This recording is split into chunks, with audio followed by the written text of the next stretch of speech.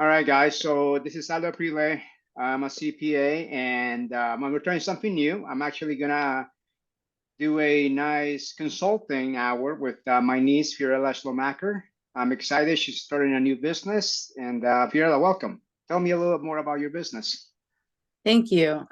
Yes, my name is Fiorella. I am Aldo's niece, and I am using his brain power to the max of his ability right now. Uh, I so I work in finance. I've been doing that for years, but on the side, I've been creating an online boutique initially. I was selling clothing, women's clothing online for a couple years, and then last year I started selling at some locations. I live in the Kansas City area, so some collective stores. So it's basically kind of like an antique mall where you rent a space, you put your products there, they charge you a commission, they charge you a rent, that kind of thing. And, this has evolved to where now I'm opening my own store. So obviously, I've had lots of questions, and the first person I always think about asking these questions is Aldo. Tax questions, finance questions, and just general business questions, because I want to make sure I'm doing everything correctly and I'm not forgetting something important. No, great. I mean, congratulations. I'm excited for you. And once Yeah. the store is open, I definitely need to pay a visit, right? Yes, uh, and you can model some of the clothes Oh too. yeah, that's gonna be great. Absolutely. Yeah. So you and I were talking about this before, and it sounds like, for a lot of, even though you have a background in finance, even though you've been doing this on the side, now going at it full time or like all in, Yes. that's definitely open a new chapter. And like you were saying, you don't know sometimes. Right. And right? And so happy to answer any questions you have. I think the last question that you had was, what's the difference? And correct me if I'm mistaken. Like, you have an LLC, but you're filling Yes. out these forms, and they ask you, what are you, an LLC, an S corporation, a sole proprietorship? Yes. So, And so that was confusing. And I feel like if these things are confusing to me, they're probably confusing to a lot of people. mhm, And so just to kind of, lay out what we're doing here, I have had help from one person, or actually a couple people last year, who were helping me as contractors. So, right, I paid them through a 1099, and I understood that. I knew that. But now that I'm opening the store, I'm actually taking one of these girls, and she's going to be an actual employee. So now it's a whole new world. I'm setting up payroll, and I live in the state of Kansas. So that's where I'm registering for the withholding tax. Because if you're doing payroll, you have to withhold taxes. right, Right. correct. And so that's when I called Aldo, because the first question was, what's your entity name and what are you? An LLC, a sole proprietor, an S corporation, and then all these other options. And I was like, I feel like I could be multiple, but I can only pick one. Right, exactly, right. Because as a matter of fact, that is the case. So let me step back a little bit, kind of like, pull this apart. Sure. Uh, and discuss that. So right now, I mean, you're an LLC. You have an LLC. You're incorporated in state in Kansas, and that's for legal purposes. For tax purposes, really, there is nothing to be taxed under an LLC. So that becomes okay. Then what are you for tax purposes? So usually, if you're a sole owner, which I believe that's the case in your situation, right? You're Mhm. 100% owner of Yes. your business. By default, when you request an EIN number, you're going to default to be a sole proprietor. So for tax purposes, it means that your LLC really means nothing. It's as if you were operating as Fiorella Mm-hmm. Schumacher alone. So the LLC really is more of a legal component, and again, I'm not an attorney, but that's just kind of more like legal protection or whatnot. For tax purposes, you are a sole proprietor. Now, for example, if you would have opened the business, the LLC, with a partner, a friend of yours, or whatnot, and a lot of people do that, then the default would be you would be treated as a partnership. Now, the difference is you, as a sole proprietor, when it comes time to file your tax returns next year, you don't file a separate business tax return. What you do, you add what is called a Schedule C form to your regular 1040 tax return. But as a partnership, you have to file a completely separate business tax return, which is great, more money for tax preparers, which is called the 1065. That's another form.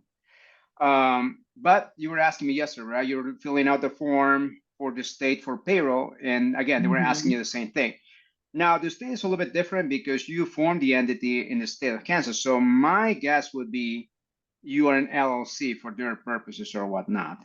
But for payroll purposes, it really doesn't matter because you are gonna the payrolls are gonna get deducted no matter what, the same way, and you're gonna pay the same employees. It's not gonna be it's not gonna make you save you money or make you spend more money. You know what? Mhm. Depending what type of entity you change. And honestly, if you change your type of entity later, you can always update that with the state as well. Yes, and that was one thing I realized too, because for example, I've had everything with my home address, but now I'm updating things, to the store's address. And so Right. there's every entity is gonna have a form that you fill out to, update all your information. So Right. yeah.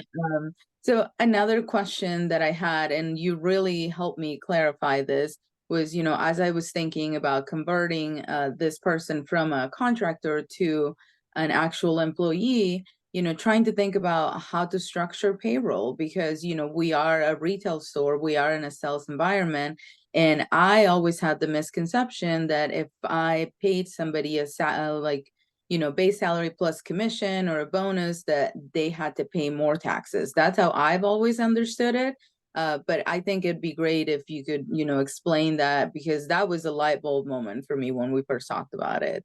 Right. So that's a great point. So you are 100% correct. So some people, when they get a bonus or a big commission, they see a ton of taxes taken out of their Mm. paychecks.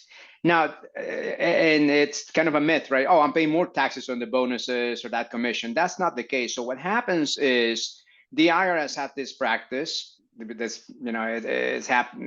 been in practice for a long time, and basically what it means is that what they are taking out, what they're withholding out of that bonus is much, much higher than your standard withholding. I believe it's 28%. So don't quote me on that, but it's a much higher rate. Mhm.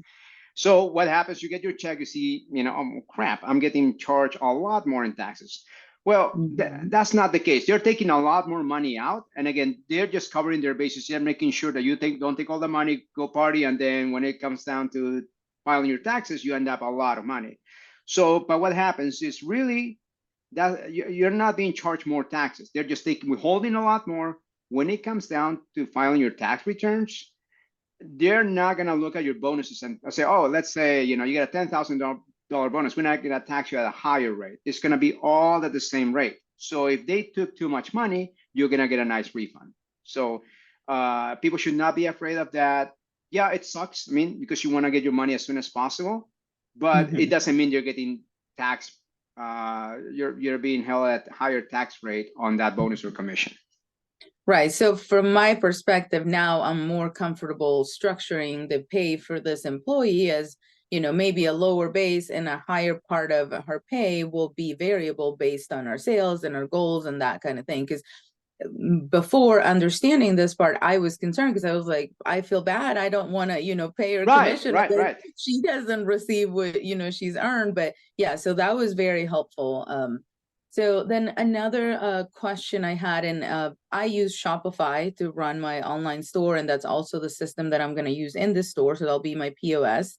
Right. That's where I keep track of all my inventory and all of that. But I know that as I open this store, there's going to be a lot more things to keep track of. So I know I asked you about QuickBooks, and I think that would be, something great that you could maybe explain. How does that come into play? Who should use it? What's it good for?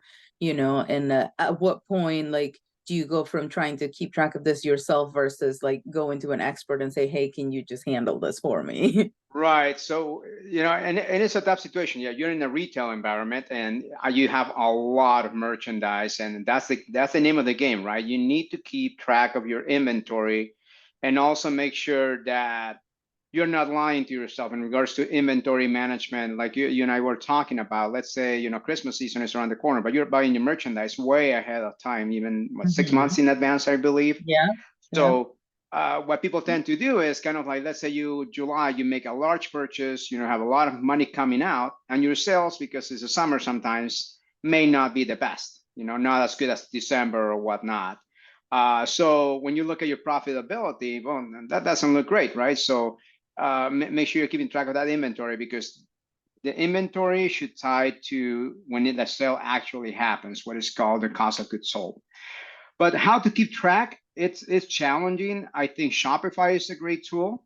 From my perspective, QuickBooks, that's not their strength, and I think Shopify has done a great job to really tie the item to the sale and is connected. And once that happens, you can actually integrate that information and export that into QuickBooks. So you don't have to worry about recording the sales, and you actually get a full picture of what your profitability is, which that's what you really need. Now, when is a good time to use QuickBooks? That's $1 million question, right? It really depends. With your background, you're very organized, you're used to running finances or whatnot. So you got a strong background in that. So that answer for you is going to be a little bit different. You've been able to do your side hustle for a while now and be able to do that on a spreadsheet. Yes. But I need to graduate. Right. So you got to a point where, okay, this was great when it's a side hustle, but now you have a lot more components. Obviously, it's just not the sales and the cost of your merchandise, but you have factors like payroll and rent and utilities and so on, like a full-fledged business. Yeah. Not that it wasn't before, it's just the next stage, right? So definitely somebody at your level, I would definitely say you need to get QuickBooks or whatnot. If your numbers incline, my suggestion is you could definitely find training resources. Unfortunately, I do not have training resources, but I'm happy to actually add a link of a great guy that does a lot of QuickBooks training online, YouTube for free. So he's really good. Now, if you're not numbers inclined, my suggestion is definitely outsource that. I know there is a lot of people that say, commercials with QuickBooks, oh, it's so easy to do this, and that.